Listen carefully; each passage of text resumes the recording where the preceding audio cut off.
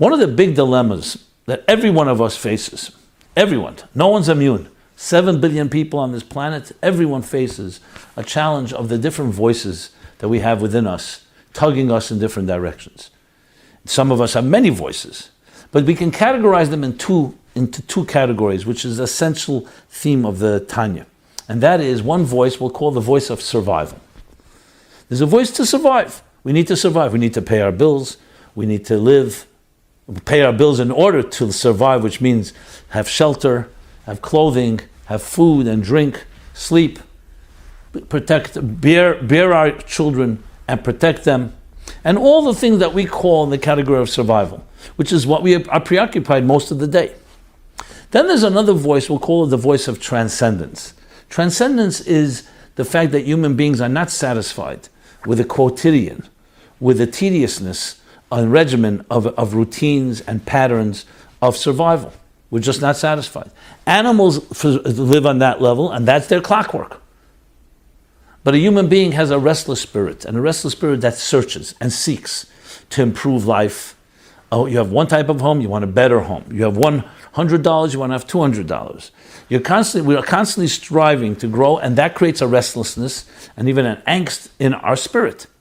Now, in the Cartesian thought, it's sometimes seen as I think, therefore I am, that there's two parts. There's the body and there's the soul. In today's more modern world, some people argue that's a duality, and they look at everything as being part of the body. It's just two different forms of the machine. And they consider that a unified element. Rabbi Shneur Zalman introduces a third approach, which we'll be discussing, which counters many of the attitudes we have, but most importantly, when you understand it, you see it as being, I would make the case, as the best of all schools of thought models, psychological models possible. So the first thing we address is the fact that we do have these voices, these two voices and these two different directions that tug at us. And all neurosis and all fears and all insecurities are built on the fact that we have these two voices. Animals don't have neurosis unless they're overexposed to human beings. They don't have duality. They don't have the duplicity. They function just like the sun rises in the morning. The sun has no neurosis. Neither does the moon. Neither do the oceans. And neither do the winds and the mineral, vegetable, and animal world. I always mention this as somewhat humorous, but it's also true. I remember being a New York boy going up once to the mountains, and I saw a cow. You don't see cows in New York. I'm talking about an animal cow, not human cows. I don't know if that was a good joke or not, in good taste, but no names, so therefore it doesn't make a difference. And I saw a cow, and I saw it grazing in the field, and I was studying it. It was so interesting to me. It is satisfied, content with grazing in the meadow. And it takes care of its young, and it feeds, and it sleeps, and protects, and does everything it has to do. It's not aspiring, it's not jealous of a fellow cow, it's not aspiring to build a bigger business, doesn't have any technologies to concern it, does not busy responding to texts, it's not responding in any way in any to dysfunctional parents, doesn't have neurosis, therapy-free, neurosis-free. And sometimes it could even be an envious position, what we call animal bliss. But frankly, is there a human being that would be satisfied with that? Yeah, sometimes we'd love to have that.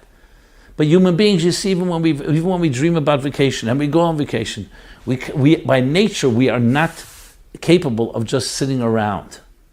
Now, I know many people will say, one second, a lot of people have learned to sit around, but become couch potatoes. We've learned to do nothing. Who says that's healthy? The human spirit is always aspiring. That's why animals have not tried to improve their habitats. They live in the same habitats they lived 1,000 years ago. They don't have better cell phones. They don't have cell phones altogether. They don't have technologies to improve. As I discussed a number of times, an animal, one of the expressions of the Hasidic masters, a successor of Rabbi Shneur Zalman, that behemoth, the animal never saw heaven. An animal walks on all fours. Its physiology fits its psychology and fits its emotional makeup, which is it looks down because that's what it needs to do. It needs to feed. It needs to look to the world around it. It is basically functioning, and that's what it has to do. And it serves an important role in doing so. The human being walks upright, which makes our eyes look up.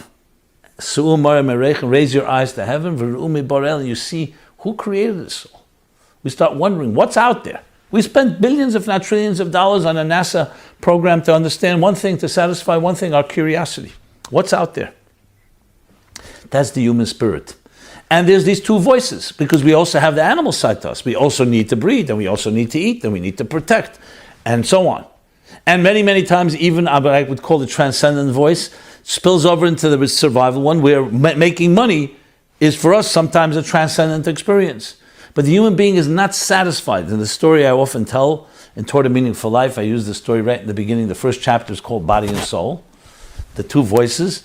And I talk about the two worlds, by the analogy, the story of the Tzemach Tzedek, the grandson of Rabbi Shneur Zalman. He was a little child playing with other children, and they're climbing on a ladder. All the other children were afraid to climb to the top. He climbed to the top. And later his grandfather said to him, to the little boy, he said to him, why were you the only one that had the courage to climb to the top of the ladder? He said, is that very simple, Zayd? Zayd is grandpa in Yiddish. The other children, when they were climbing, they kept looking down. So they saw how high they were afraid to climb higher. I was climbing, I kept looking up. I saw how low I was. It motivated me to climb higher. So when you're around people that have accomplished less than you, you look down, you often feel satisfied, content. But when you're around people that and don't feel motivated to grow, when you're around people that have accomplished more than you, you look up, you see what you're able to do and you haven't done yet, that creates a certain healthy frustration, a healthy angst, a healthy competition. Competitive juices begin to flow and makes you climb higher. So these two voices exist. Sometimes the analogy for it, a good analogy, is a flame and a wick. The wick grounds the flame. The flame is always defying gravity, flickering upward. That's the closest approximation to our soul. So we have these two voices within us. And Rabbi Shneur Zalman documents and calls them two souls. What he calls the Nefesh Habam is the animal soul. That's the survivor within us. It is an impulsive, instinctive type of creature or voice, soul, whose main focus is exactly that. What the impulses tell us is my needs. What do I need? Me, me, me. And then we have the divine soul. What he calls the Nefesh Elokim is the divine soul. And like a flame, the divine soul is not about me. The divine soul resides in the mind, as opposed to the animal soul in the heart. And the reflective mind, in contrast to the impulsive heart. What does the reflective mind do? It reflects. Not everything I want is good for me. It's not based on pure emotional tugging. It's emotional seduction and emotional temptations. It focuses and reflects, is this good for me? And these two voices, these two souls clash with each other. And that's the major part of the Tanya, is the clash, the battle, a true battle. So nothing to be afraid of, that Rabbi Shneur Zalman writes in Tanya. We all have this battle.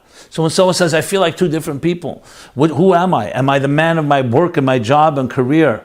The person that people look at me, the battler in life, the warrior, having to deal with all the challenges life has? Or am I this transcendent, noble, and more and refined spirit? And the answer is you're both. You have two voices, you have two souls within you. And two equal souls. Each soul has a full series of faculties, intellectual ones and emotional ones, all being used by each soul toward its interests. The animal soul uses the mind and the heart to satisfy its needs for survival. The divine soul uses the mind and the heart in order to reach for transcendent and noble and more selfless activities. But because they reside together as one, they both compete. As the Rabbi Shneur Zalman gives the beautiful analogy based on the verse, Ir Ktana, Zerguf Ir Ktana, that we are all a small city, and the Talmud says the small city is within us, and there's a battle between two monarchs, two kings, these two souls. Who's going to control the city? But the control of the city is not just which faculties will dominate. As he explains, the faculties manifest in three forms of expression: thought, speech, and action. So your mind can be focused on survival needs. Your soul can be that's the animal soul, focused on your survival needs. The divine soul is focused on transcendent and spiritual and more sacred and more selfless experiences. But those are the faculties. That's the way they function. The battle is over who's in control. Not question that we have these two. We're not trying to vanquish one or the other. We're trying to determine who is going to control your life And control is not about the actual soul, it's whether the soul dominates in our thought, speech, and action. Because thought, speech, and action are called garments. Those are the only way we can express ourselves. You can think either survival thoughts, or you can think of transcendental thoughts. So both voices, both souls communicate to you, and they battle. They both are competing for the same thought, speech, and action. And it's incumbent upon us, and this is the power that each of us has naturally, as Rabbi Shneur Zalman explains. Naturally, that's a key word, as you'll see in a moment. Naturally, that we have both voices, and you can have the capacity to determine which one will rule, which one will govern your thought, speech, and action. So even if your thoughts are, for example, is involved in something that is selfless, you're helping somebody else, that doesn't mean that you don't have a temptation for other things. That's the key thing, is to know that we have it. We're not looking to destroy it. It's not even capable of being destroyed, because we were created that way. That's how we're born. But you control yourself. And you control yourself with that natural power to control and follow the voice of the selfless voice. The transcendent voice is the way I will use the expression going forward, versus the survival one. Now, it could be the other way around too, God forbid. You can focus your thought, and your speech and actions can be controlled by the other monarch, by the other leader, the other governor governing, and that is for survival purposes. That doesn't mean that the divine voice, the divine soul disappears. It just means it's undercover. It's not being expressed. So think of it like potential talents, potential strengths, with two souls both competing for the resources of expression in your life. Which one will be actualized in your thoughts, which is thoughts to yourself? Because there's only three ways to express yourself. Thought to yourself, speech to another, and action to everybody. Action is a tangible, concrete creation based on what you're involved in. Who is going to dominate? This is a central theme in the Tanya, and if you think about it, it really provides us with a blueprint. It offers us an approach, a modality to which we can address every issue that that affects us. But I want to talk a bit more about the control part, because that's a critical component. Because you can make the argument, as Freud does, and as other variations of schools of thought, that you know what, we are essentially what I call the Darwinian Freudian model, social Darwinism, and that is what? That we are essentially animals. We are that animal in the field. However, we've evolved. Our intelligence evolved, so instead of sitting and munching on grass, we have developed much more sophisticated survival, and it has an element of growth in it as well. But we're fundamentally, and this is the machinist, I don't know how to pronounce it, the machinist view, which is not duality of the Cartesian thinking of Descartes and others who are more religious, think that there's a divine soul and there's a body. But rather that we are machines, but we've evolved into sophisticated machines. And this machine is primarily survival. The selfish gene in Richard Dawkins' classic book. It was selfish gene, that's all there is. The selfishness sometimes manifests in nobility and in giving because it's part of survival. So we do whatever it takes to survive. But it's fundamentally a selfish reality. With that being said, any act of selflessness, unless there's a selfish gain in it, it doesn't really exist. And even if we educate ourselves and we train ourselves and we train our children to be giving, it's superimposed at best, because at the heart of it all, we are fundamentally, inherently animals.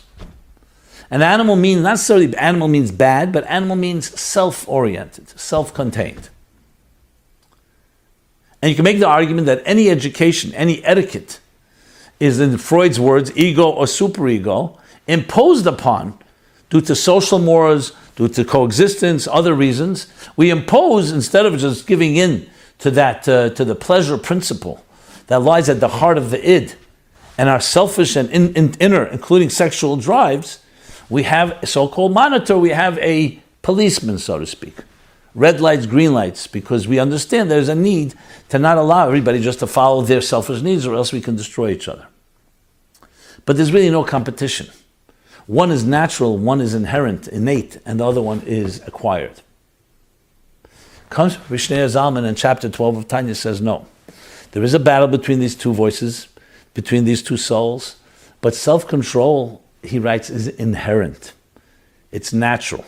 Self-control is not just something that's superimposed due to education. Now, what's his case for that? You can make a very strong case. Look at young children. Can a young child be expected to not cry when it's hungry or in pain or uncomfortable, just like an animal, impulsive. So why are we arguing that there's an element of self-control, of reflective, that is as powerful as the impulsive survival voice or the survival soul? And we know very clearly that anything that's inherent is ultimately always more powerful than something that's acquired. And if you look at the trajectory of our lives, maturing, we mature from just being completely impulsive, and then we learn as we develop, hey, you don't just grab anything, you share, you say please, you say thank you, you don't steal, we have rules. But the rules are all superimposed or acquired as opposed to the natural instinct, which is why naturally, left without any checks or balances, left without any law enforcement, left without any type of accountability, we'll just gravitate back to that selfish creature. And the case can be made even stronger. Look, you see the stories, God forbid, in times of famine or in times of a avalanche, where people are stranded without food. And even normal, healthy people can turn to cannibalism to take advantage of the weaker ones and actually do things that are horrendous. No one should ever be tested, but in those circumstances, extreme circumstances, resort to behavior that we would call animalistic, complete barbaric. So when it comes to animals, actually, that's part of the natural balance, that you have predators and you have prey, and it's important for the balance that be there. But when humans turn on each other, as I said, nobody should be tested. So a very strong case can be that we are the selfish gene, we are selfish creatures with rules that we've imposed and we have accepted upon ourselves. But push comes to shove, cut to the chase, cut to the core, we are selfish, the id. So how does Alter Rebbe make a case otherwise? So two things. Firstly, he brings, well, I don't know if it's firstly or secondly, one, he brings a verse, a proof, which I'll elaborate after I say the logic. The logic it is that basically with that approach, accountability and responsibility is essentially expected due to social mores, not due to anything inherent. You could make a case that a person murdered someone, stole from someone, simply because they naturally gravitated back to their natural being. The case against it would be that we need to have a system of law and order, and if we don't have deterrence, and we don't have punishment, and we don't have any consequences, there won't be accountability, and people will just gravitate to their selfish side. But the Alter Rebbe is coming from a Torah-based approach, where accountability and responsibility is an obligation. It's a mitzvah. It's the way we were created to behave a certain way. You can't expect something from someone that's not capable. How could you expect true self-control when we are essentially animals? So based on that, he makes the case that it has to be natural. There's going to be accountability, and there's going to be expectations that are real, that God expects of us. The Creator knows that we have a selfish side. He had created us that way. So you have to say that we also have another side that is noble, and there's a real fighting chance, because then self-control is in our power. It's not acquired, it's innate. And he quotes, Me'ach Sha'al Ta'alev, the mind can control the heart naturally. So what about the children? You see young children don't have that? Well, a lot of things. Young children have great talent, have great minds. You also don't see it when they're young. You need the years of maturity and plus education to reveal, not to create. It's not acquiring a skill, it's revealing the natural self-control that we already have in our psyches. The proof from the verse, he brings from Ecclesiastes, where it says, King Solomon says, and I've seen, I see. The advantage of wisdom over folly is like Kiyusun, is like the advantage of light over darkness. So based on this, this is what the case he makes. When you look at light and darkness, and the comparison is the key. What do we see light and dark? Light and dark are not two adversaries, adversaries, I should say. I always mix the two up. Two adversaries that are equal. When it comes to fire and water, they're two true adversaries. Enough fire can evaporate large body of water. Enough water can extinguish the greatest fire. Light and darkness, in the darkest room, you put a little light, automatically and naturally dispels the darkness. Not of the entire room, you'd need a bigger light. But in that area, there's no battle. It's not like a battle where the flames are flickering, the water is trying to put them out, and the flames are continue to be there, and one is going to dominate over the other. in a battle. Here there's no battle. A little light dispels darkness. Since King Solomon compares that to Chochmah and Sichlus, which is wisdom and folly, and wisdom is the reflective mind where the divine soul resides, and folly is the heart, the impulsive heart where the animal soul resides. Just like light has natural dominance over darkness, so too does the divine soul, the mind, have natural dominance over the heart. And you see this. Put two people in a room, one more intelligent than the other, one a very passionate, impulsive heart. Another person, a far more intelligent person, with barring the fact that the impulsive one may have a weapon or may have other a level playing field, the smarter one will always dominate over the fool. Because he thinks ahead. The fool doesn't have a fighting chance. Again, I'm not talking about if you give the fool the weapon or the lever or the ability to create destruction. We're talking about everything being equal. The wiser person will always naturally be dominant over the fool, not even with an effort, because the fool doesn't understand what the wise person understands, can preempt, can be ahead of the game, and you see this all the time. So why do we see folly dominate over wisdom? Because the wisdom is not being allowed to express itself. So to put it bluntly, when you have a temptation, whatever it may be, and you allow your heart and you act on your heart's impulses, most likely the mind is not even being allowed to speak. But let us say for every time you had an impulse to do whatever it may be, let's talk about negative things, vices, feeding into the worst we can be, the selfishness, but you gave equal time to your mind to make a case. Why not to behave that way? You tell me, what do you think will happen? Most mistakes happen because we allow the impulse, which is exactly that, it's an impulse, and we act on it before we allow ourselves to reflect. Think of a telemarketer calling you on the phone, right? They call you on the phone, hey, we got something to sell you. And they're excellent. They know how to manipulate your emotions. And you say, let me think about it. They say, the deal is over. By the time we end this call, you have 30 seconds. You have a minute. You have 60 minutes. What's the point? They want you to make the decision without reflecting. If you would reflect and come back to them 12 hours later, most likely you're not going to buy most of the shmatas. Most of the shmata, how do you define shmata? Most of the worthless items that they're offering you because you reflected. The power of impulse is it seduces us before we can reflect. How many mistakes have we made in our lives that you know at the time that you may regret it later? But the power of the seduction, the power of the passion, in the throes of passion, it's extremely difficult, even if you know there are negative consequences. People talk about their sexual vices, how they suddenly get caught up in a seduction, they suddenly get so obsessed and consumed, they cannot stop themselves, even when they know, and someone says to them, there's consequences, something can really bad happen. But that moment you become brainless. As he says in Tanya, the blood of the heart rushes to the brain. And what happens? It takes over the brain. And the brain now becomes completely biased and prejudiced by the impulse of the heart, which tells you this is pleasure, even if it's instant gratification, even if you know it's destructive, even if you know it's only going to last a minute. That's the power of impulse. That doesn't mean you don't have a chance. It means that you have to understand that you have another voice, but you have to give it a platform.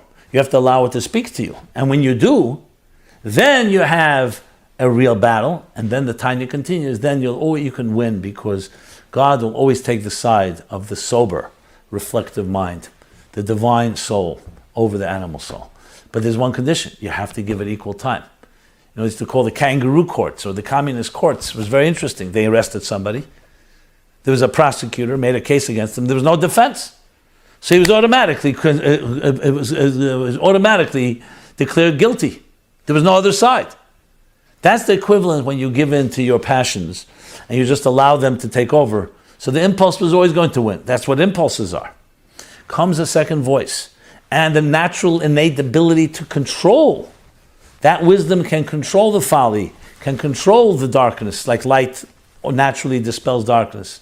And that's where you have that the second voice, the voice of the divine voice, has its power to really dominate. So the challenge is, my friends, is how do we create that pause? How do we create that discipline to allow that voice to manifest? That comes as a lifetime of work. Well, I'm not going to say a lifetime because it may be too intimidating, but it is a lifetime of work, but it begins right now by feeding your soul, by feeding that reflective voice, by understanding what transcendence is, understanding the purpose of your life. That the survival part of you is the machine, is the body in which you occupy and the world in which you walk.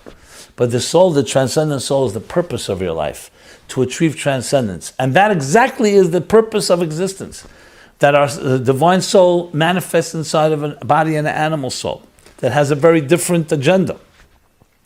And the divine soul has the wisdom and the ability and the reflection and the sophistication to train, educate, guide, and harness the animal soul to understand the importance and the value of cooperating with and being a vehicle for the divine and transcendent experiences in our lives. So to take a small example, you sit down to a meal, beautiful meal, you're very hungry. Your animal soul says, I'm hungry, let me start eating. And you start eating just freshing in a way that just to satisfy your own indulgent needs. The divine soul comes and says, 1 second, eating is a gift. God has blessed you with the food. The food, the strength that you're going to get from this eating should be used for good ends. So before we eat, let's first make sure that we're eating the proper thing.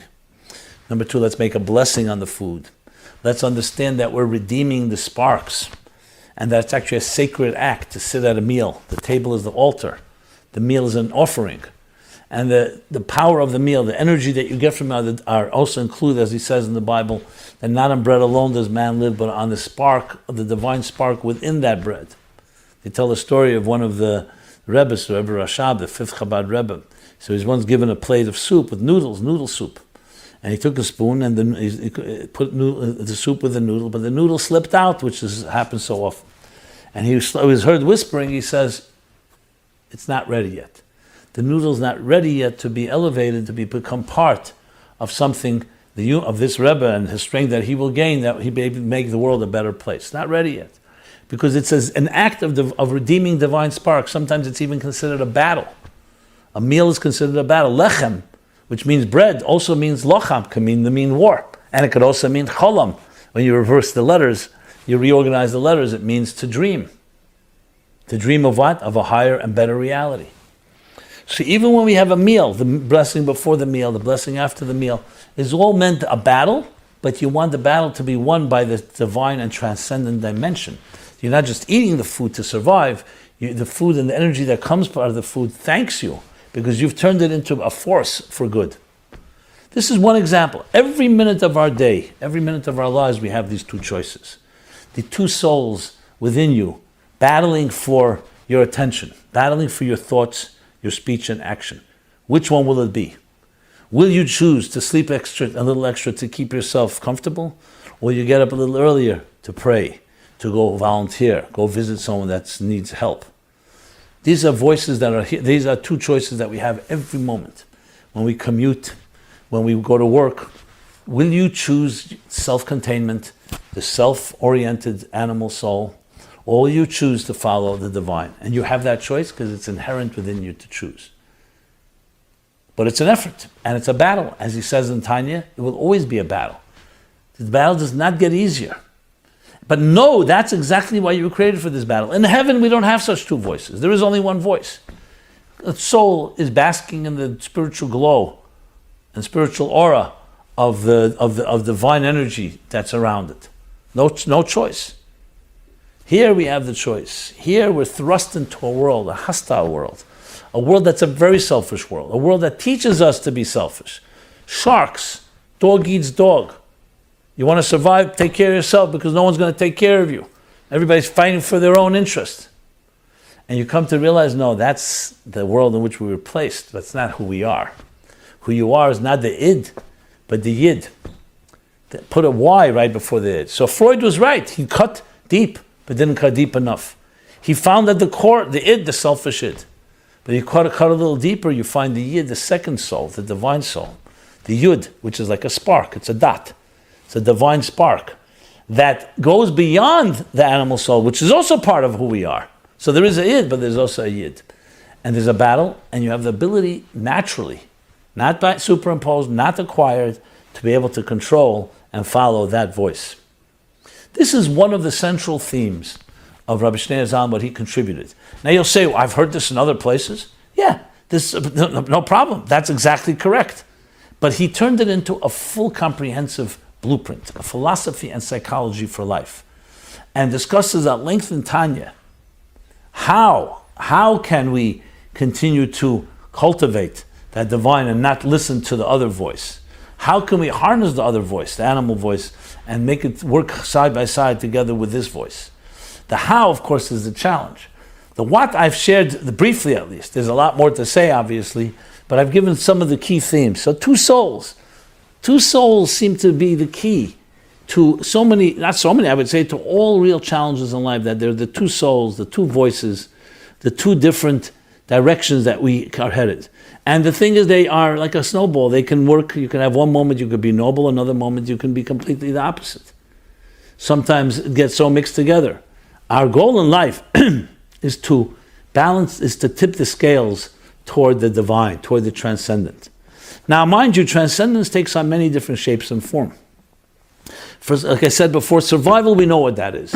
That's paying your bills, making sure you exist, making sure you survive in this world. It could be even a prosperous survival, but it's survival.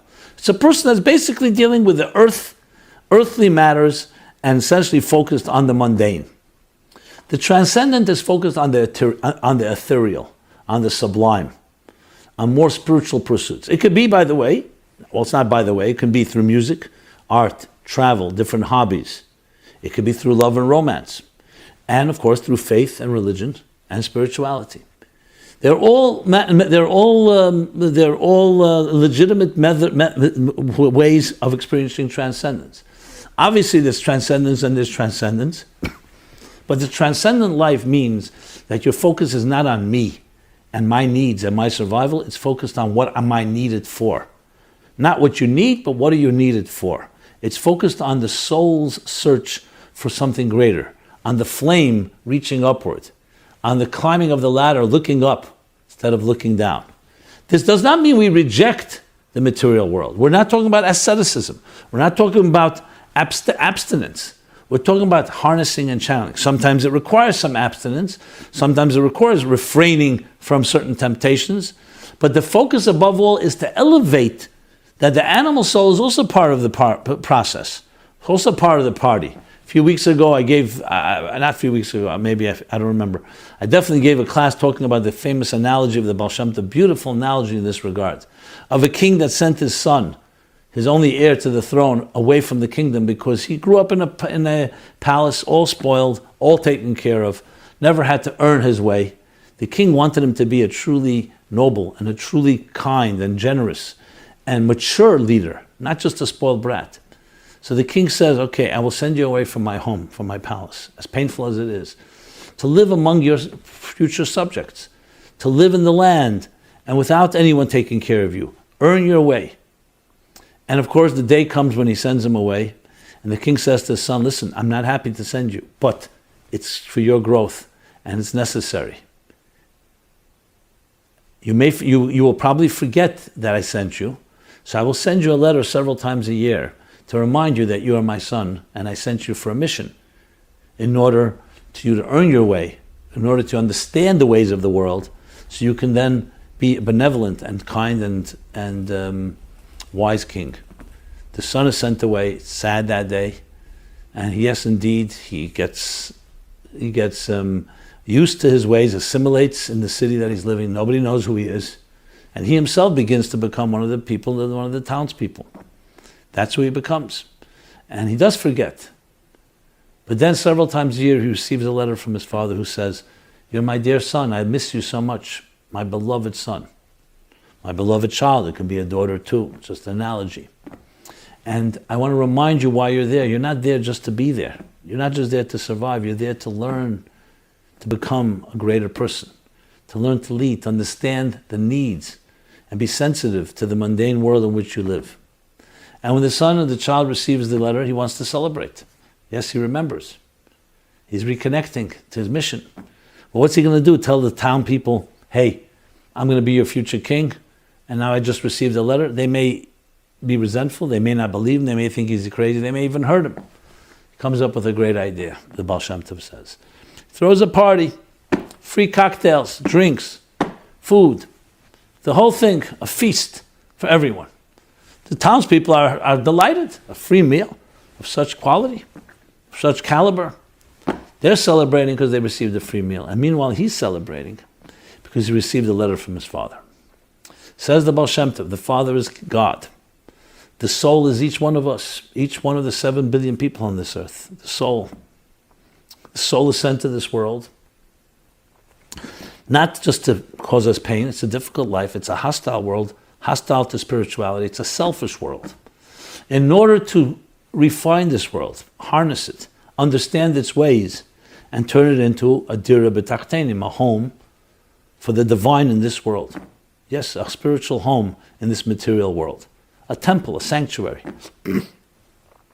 And we're made to forget. When we're born, the Talmud says, an angel comes and does shh. That's why we have a cleft right above our upper lip. Forget the entire Torah, which is the resources that are embedded and downloaded into the psyche. As the Alter Rebbe hints to in the beginning of Tanya Masbiyan, they say that the soul takes an oath, but it also means the soul is sated, is fed, is nurtured and nourished with all the power it needs to deal with the challenges in this life. To be a righteous person and not a wicked person, a tzaddik and not a rasha. But then we're made to forget. Why are we made to forget? Why do you download all these resources in order to forget? Our conscious minds forget, but not our unconscious or supraconscious. So it's always there, like I said before. You naturally have self-control. You naturally have a divine transcendent side, but it can be dormant. So now comes the effort to awaken it. And when you do, it becomes powerful. So what does the soul do? When it reminds itself, a holiday, a Sabbath, a Shabbat, or other times, it knows the body and the animal soul are not interested in spiritual matters. So it says, you know what? Here's Shabbat, let's make a special meal for you. Here's Purim, here's Hanukkah coming up, Latkes, Purim, Hamantash, and Shavuos, Blintzes. Every holiday has its meals. Sleep a little extra, be a little more social, you'll have more time, you're not going to school, you're not going to work. All this is to get the body to feel participant, because there's no other way to get the body to understand the value of this transcendent moment. While the soul experiences transcendence. So you're not rejecting the body, you're not abstaining, you're feeding the body. But we know that what's really the story behind the meal, behind the drinks, behind all the celebration is really a transcendent experience. Then the king's son, and then each of us earns our way because we learn from the ways of the world not to succumb to it, not to be seduced by that, but on the contrary, to use the food and drink and everything else that survival demands in order to become part of a transcendent experience. That the meal is done in a sacred way, like I said before, with the right blessings, the right prayers, the right focus. And our work is not just an end in itself, our careers. It's some people ask you, who are you? And you give them your business cards. No. That's what you do. What you do is a means to who you are, which is your soul's purpose in this world. As when God said to Adam, as the Alter Rebbe in prison was asked by one of the ministers, what does it mean when God says to Adam after the eating of the tree of knowledge, Ayeko, where are you? He didn't know where he was. God doesn't know where he is, hiding. And the Alter Rebbe gives first the conventional answer that Rashi gives, and the minister says, no, I want to hear your answer. The Alter Rebbe stood up purportedly and looked at him in his eyes and said, this is an eternal question that's asked to each one of us. God has given you this and this amount of years, and he gave a number, 61 years, I believe. 61 years old, where are you? What have you done with your life? Are you fulfilling the mission for which you were sent here? Sometimes you're sitting near someone, you see them, and still you say, where are you? Because they've spaced out. You know where they physically are. Where's their soul? Where's their interest? Where's their focus? Where's their priorities? Where are their values? And after the eating of the tree of knowledge, God saw the human being lost some of his image. The divine image remains intact, but it was clouded. It became covered up. And that's why we say that animals will never attack a human being, like you see Daniel in the lion's den. But then we see animals do attack a human being. Why won't they attack a human being? Because the human being is in the divine image, and the animal respects that. But when our divine image is defiled, and we look like a plain animal, then the animal is not afraid of another animal. It's afraid of the divine image, afraid in a positive way. It knows that it's standing in presence of kingship. It's in presence of royalty. So God says, where are you? And that's the question that the Alter Rebbe said there in prison, and the question to each one of us. Where are you? You're living your life, you're making money, you're being successful, you're prosperous, you're healthy, you look good, you have a good family. You're surviving well, you're taking care of your needs well, and maybe even more than well, prosperously and in abundance. But where are you? Where's your soul? Are you fulfilling the purpose of it all? Because all that is a means, it's stepping stones to reaching a greater place. That's the story, my friends, of the two souls. Both are necessary, and both deal with one deals with the world in which we live, and one deals with elevating that world to a greater place. That is, in a nutshell, the essence of our lives. You have both, but you have to make sure that the divine soul is the captain of the ship. The soul tells the body and the animal soul where to go, not the other way around. The wagon driver leads the wagon and the animal, the horse, or whoever is leading it, not the horse leads the wagon driver. So we have to understand and put that focus on what's a means and what's an end. So this in honor of the 19th of Kislev, which is tonight, tomorrow, and extends the next day, the 219th anniversary, beginning the 220th year of that great day, and we relive it. This is one of the ways to honor it, is by actually embracing this philosophy. Read more about it, learn more about it. It will transform your life. And please see the Meaningful Life Center as you could say an interface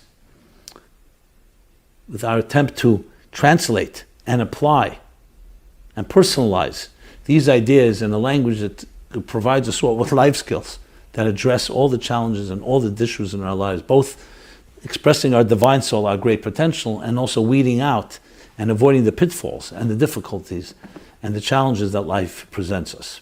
Seeing each challenge as a springboard to further and greater growth. May each of us embrace this teaching, these teachings. Look around at meaningfullife.com. You'll find more about the two souls. So send us an email and we're happy to send you some resources. May everyone have a good Yontif. That's what we call Yotas Kislev, the Rosh Hashanah of Chassidus. And may this Rosh Hashanah extend through the entire year as a Rosh, as a head, is more than just a head. And a beginning, it's also a central nervous system. To actually learn about our souls in ways we've never learned about before. Learn to discover what you are, what makes you tick. What are the forces that shape who you are?